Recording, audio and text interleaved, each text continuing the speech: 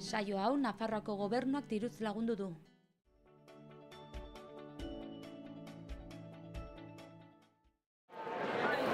Irailaren 20an 500 pertsona inguru bildu ziren Iruñeako udaletxe plazan Kataluniako erreferendumaren sustatzaileen kontrako operazio poliziala salatzeko. Horretarako elkartasun mezuak idatzi zituzten folio neurriko kartulinetan eta Anparantzako erdialdean utzi zituzten beste kartel, bandera eta larrosekin batera.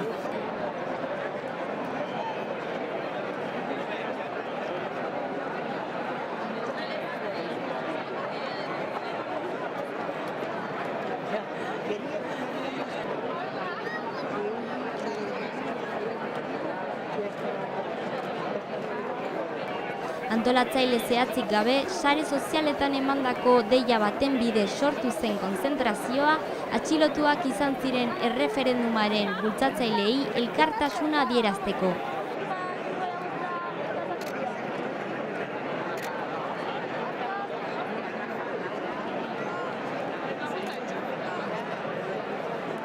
Biltzeko baimenik ez izan arren, konzentrazioa istilurik gabe gauzatu zen.